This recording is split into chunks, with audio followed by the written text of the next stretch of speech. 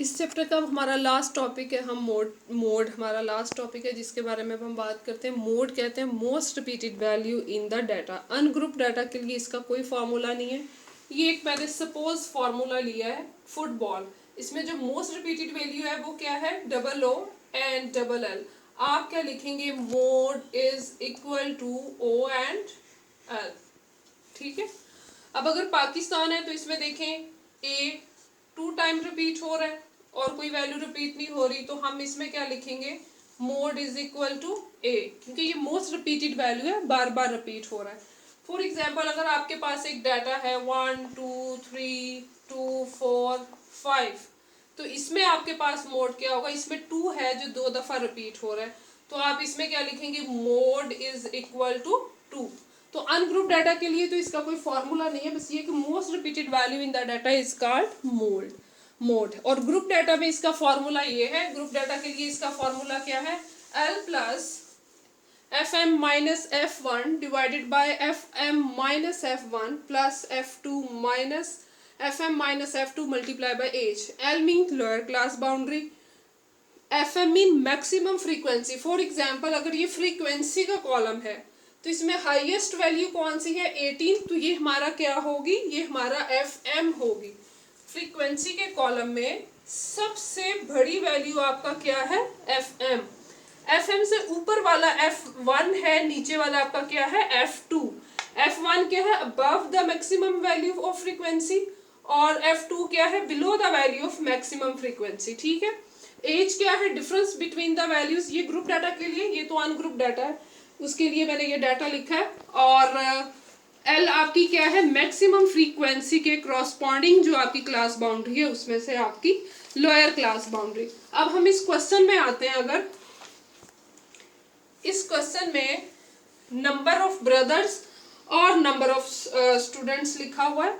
Number of brothers में highest value कौन सी है, 6, तो 6 के क्रॉसपॉन्डिंग फ्रीक्वेंसी है वो हमारा क्या होगी, मोड। ये अनग्रुप डाटा ना, अनग्रुप डाटा में आपने इस डाटा में देखना है हाईएस्ट वैल्यू कौन सी है, 6, तो 6 के क्रॉसपॉन्डिंग आपके कितने नंबर ऑफ स्टूडेंट्स हैं, 3, तो हम लिखेंगे mode is equal to 3।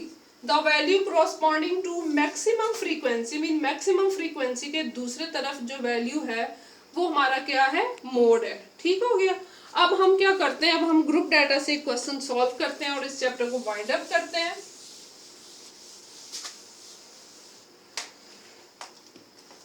For example एक पर्सन है, उसकी डेली सेल हम देखते हैं क्या है, 20 से 30,000, 30 से 40, 40 से 50, 50 से 60, 60 से 70, 70 से 80 और 80 से 90।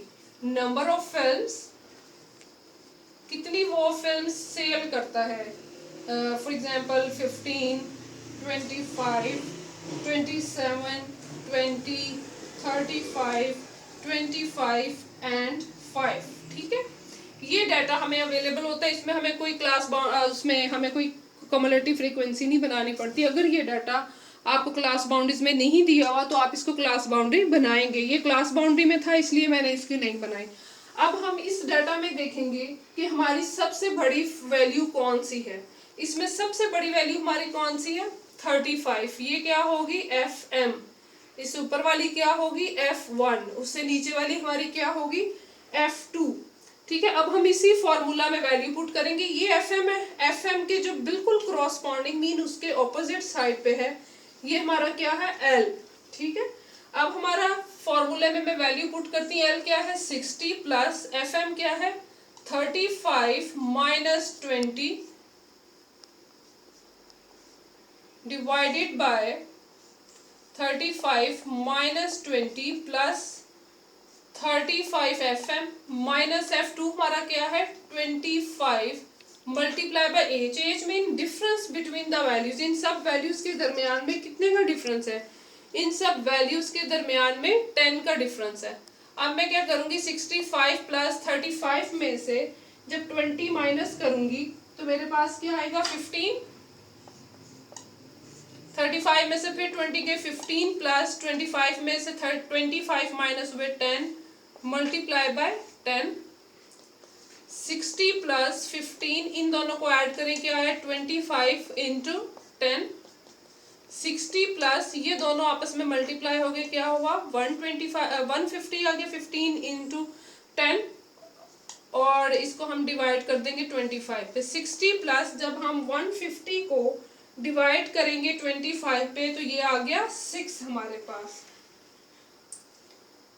150 डिवाइडेड बाय 25 इन दोनों को हम ऐड करेंगे तो हमारा मोड हमारे पास क्या है 66। इस तरीके से हम मोड को कैलकुलेट करेंगे। अगर ग्रुप यहाँ पे ग्रुप डाटा की क्लास बाउंड्रीज गिवन थी बना हुआ था ऑलरेडी, अगर नहीं बनी हुई तो आप सबसे पहले क्या करेंगे क्लास बाउंड्रीज बनाएंगे फिर से क्वेश्चन को सॉल्व करेंगे। यहाँ पे हमारा measure of central tendency complete होता है आईकॉम पार्ट 2 के पॉइंट ऑफ व्यू से। ये हमारा चैप्टर था। अगर आपको कोई भी क्वेश्चन हो कुछ भी आपको पूछना हो तो आप मुझसे कमेंट में पूछ सकते हैं।